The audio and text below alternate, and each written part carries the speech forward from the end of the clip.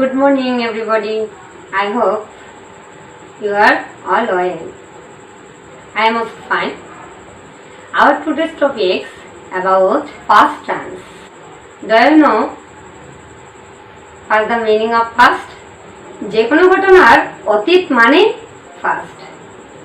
তো টেন্সের বেলায় past টেন্সটা আমরা যখন লিখি বা past টেন্স সম্পর্কে আমরা যখন জানতে চাই তখন আমরা কি জানি যে গতকাল, গত পরশু, গত মাস, গত বছর, গত সপ্তাহ মানে বিগত যে কোনো ঘটনাকে আমরা ফার্স্ট টেন্স হিসেবে ধরি।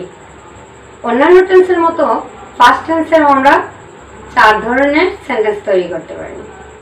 সহজভাবে ফার্স্ট টেন্সের সেন্টেন্সগুলো বোঝার জন্য যদি বাংলা বাক্য খেয়াল করো তাহলে দেখবে যে বাক্যের শেষে ছিল, ছিলাম, ছিলে, লো, লাম, ল্যান এই ধরনের লেটার বা অক্ষরগুলো তোমরা যুক্ত শব্দ পাবে, তখন সেটা ফার্স্ট টেন্সে হবে। এখন আমরা স্ট্রাকচারগুলো দেখব। আমি বোর্ডে আগে থেকেই একটা স্ট্রাকচার বক্স সাজিয়ে রেখেছি, সে অনুযায়ী আমরা লিখব। Kind of sentence: affirmative, negative, interrogative, negative interrogative, এই 4 ধরনের সেন্টেন্স আমরা তৈরি করব।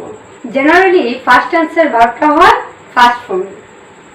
সো অ্যাফার্মেটিভের স্ট্রাকচারটা হবে, আমি সংক্ষেপে লিখব,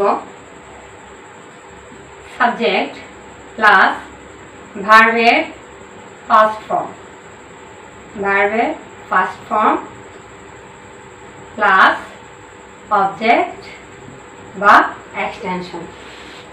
অ্যাফার্মেটিভে কিভাবে আমরা নেগেটিভ করতে ডিড ইউজ করব, টু বি ভার্ব ইউজ করব, টু হ্যাভ ভার্ব ইউজ করব বা কিভাবে করতে হয় আগে আমরা সেটা দেখব।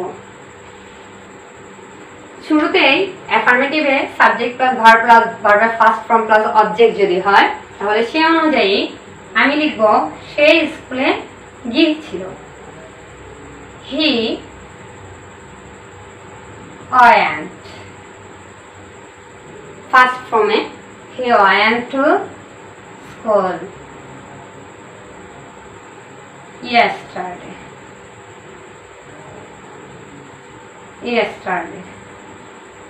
সে গতকাল স্কুলে গিয়েছিল।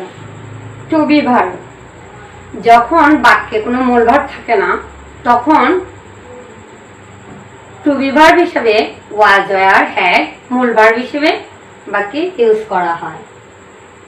যেমন I was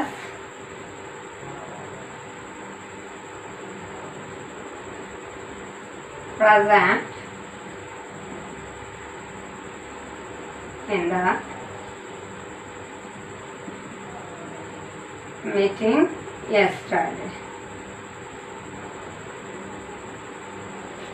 I was present in the meeting yesterday.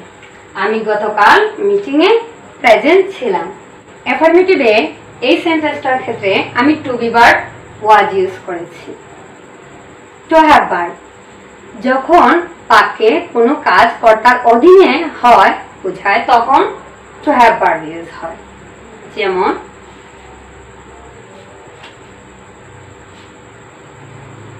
I had a pen.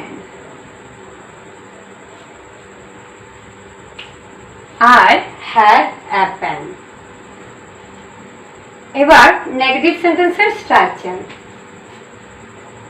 Subject plus did অথবা টু বি ভার্ব অথবা to have verb plus not plus ভার্বের প্রেজেন্ট ফর্ম, ভার্বের প্রেজেন্ট ফর্ম প্লাস অবজেক্ট। একটু ব্যতিক্রম, সাবজেক্টের সাথে যখন নেগেটিভে বিভিন্নভাবে, যখন আমরা টু বি ভার্ব ইউজ করব তখন টু বি ভার্ব সাবজেক্টের পরে, যখন টু হ্যাভ ভার্ব ইউজ করব তখন টু হ্যাভ ভার্ব, আর যখন নর্মালি অ্যাফার্মেটিভ থেকে নেগেটিভ করব তখন ডিড ইউজ করব, এবং তার সাথে আমরা নট ইউজ করব, এবং ভার্বের ফার্স্ট ফর্ম থেকে প্রেজেন্ট ফর্ম হয়ে যাবে, প্রেজেন্ট ফর্ম প্লাস অবজেক্ট। আবার আমরা যখন টু বি ভার্ব বা টু হ্যাভ ভার্বের সেন্টেন্স তৈরি করব তখন সাবজেক্টের সাথে টু বি ভার্ব বা টু হ্যাভ ভার্ব হলে পরের সেন্টেন্সগুলো আগের মতোই যেভাবে আছে সেভাবে থাকবে। অনলি ডিডের ক্ষেত্রে আমরা কি লিখব? ভার্বের প্রেজেন্ট ফর্ম লিখব। যেমন আমি এই সেন্টেন্সটাকে নেগেটিভ করব, he went to school yesterday. He did not went, first form present form হবে, ফার্স্ট ফর্ম থেকে প্রেজেন্ট ফর্ম হবে go, he did not go to school yesterday.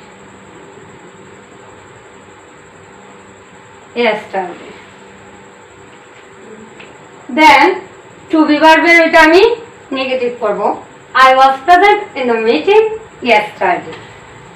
I was not.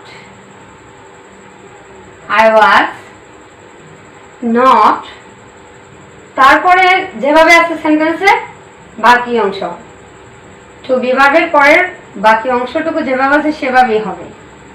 Present,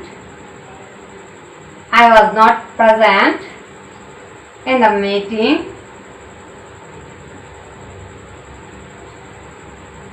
meeting yesterday.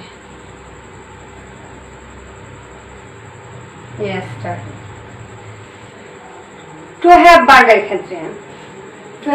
ক্ষেত্রে, অ্যাফার্মেটিভটা যখন negative হয় তখন দুই ভাবে হয়। যেমন যেভাবে ছিল I had a pen, I had not a pen, এটাও হয়। আবার I did not have a pen,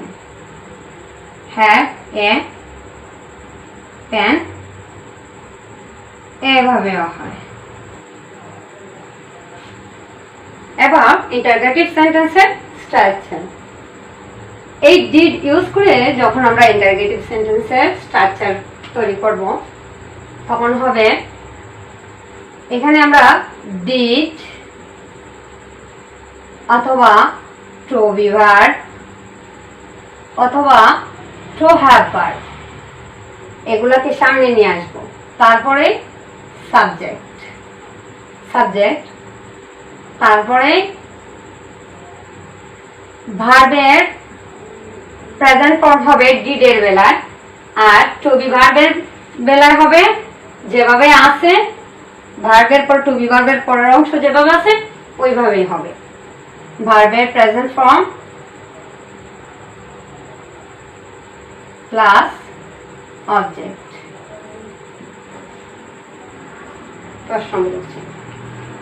এই ইন্টারগেটিভ সেন্টেন্সটা লিখতে আমরা সবসময় আগের মতো অ্যাফার্মেটিভ সেন্টেন্সটাকে ফলো করব। এক্ষেত্রে ফার্স্টেই আমি নেগেটিভের যে ডিডটা ইউজ করেছি ডিড ইউজ করব, সো এখানে নেগেটিভটাও ফলো করব। Did he, subject did he went, ভার্বের প্রেজেন্ট ফর্ম হবে did he go to school, did he go to school yesterday, question mark। এখন ইন্টারগেটিভ সেন্টেন্সে টু বি ভার্ব ইউজ করে আমরা সেন্টেন্স তৈরি করব। আগের সেন্টেন্সটাতে আমি ওয়াজ ইউজ করেছিলাম, এখানেও করব, শুধু সাবজেক্টটা একটু চেঞ্জ করব। Was he present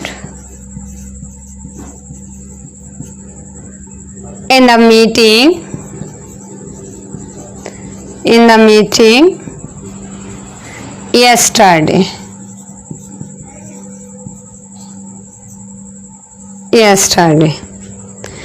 then to have verb use করে আমরা ইন্টারোগেটিভ সেন্টেন্স তৈরি করব, যেখানে আমি আই হ্যাড ইউজ করেছিলাম। আই হ্যাড এ প্যান, এখানে হবে হ্যাড আই এ প্যান, দুইভাবেই হবে হ্যাড আই এ প্যান। আবার did I have a pan, এই দুই রকমের ইন্টারোগেটিভ সেন্টেন্সটি হবে টু হ্যাভ ভার্বের ক্ষেত্রে। এবার নেগেটিভ ইন্টারোগেটিভ সেন্টেন্স তৈরি করব। এক্ষেত্রে আমরা নেগেটিভ সেন্টেন্সটাকে ফলো করব। নেগেটিভ ইন্টারোগেটিভেও আবার দুইভাবে করা যাবে। স্ট্রাকচারটা দেখো, ডিড, এই নেগেটিভের ক্ষেত্রে ডিড, ডিডের সাথে নট সাথে সাথে হলেও হবে, আবার যদি আমরা ইচ্ছে করি তাহলে ডিডের পরে সাবজেক্ট, তারপরে নট ইউজ করতে পারি। ডিডের সাথে একই সাথে নট, অথবা ডিডের পরে সাবজেক্ট তারপরে নট ইউজ করতে পারি। যদি এভাবে করি তারপরও পরে হবে ভার্বের প্রেজেন্ট ফর্ম, ভার্বের প্রেজেন্ট ফর্ম প্লাস অবজেক্ট। এক্ষেত্রে ডিড অথবা টু বি ভার্ব অথবা টু হ্যাভ ভার্ব, আমরা যেটা ইচ্ছা সেটা ইউজ করতে পারবো। ডিড নট,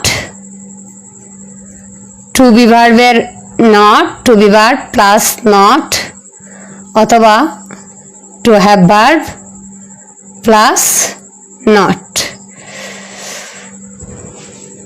এভাবে আমরা লিখতে পারবো। এবার প্রথম সেন্টেন্সটি আমাদের হবে ডিড, তারপরে সাবজেক্ট। আমরা যেভাবে সহজ মনে করি সেভাবেই তোমাদেরকে দিচ্ছি। Did he, subject, did he, তারপরে নট। আমরা চাইলে ডিডন্ট হিও লিখতে পারি, did not he or didn't he, did he not go to, verb present form, go to school yesterday, yesterday, এখানে আবার কোয়েশ্চন মার্ক। তারপরের সেন্টেন্সটি টু বি ভার্ব ইউজ করে, ওয়াজ use করেছি আমরা তার আগের নেগেটিভ ইন্টারোগেটিভে। এখন যদি আমরা নেগেটিভ ইন্টারোগেটিভ সেন্টেন্সটাকে ফলো করি তাহলে দেখব ওয়াজ, নেগেটিভে ওয়াজ, সো আমরা আগে ওয়াজ দেব। ওয়াজ, ওয়াজন্ট হতে পারে, আবার ওয়াজ হি নট, তারপরে আমি আগের সেন্টেন্সটার মতো হি সাবজেক্টটা ইউজ করব, তারপরে নট দেব। Was he not present in the meeting yesterday,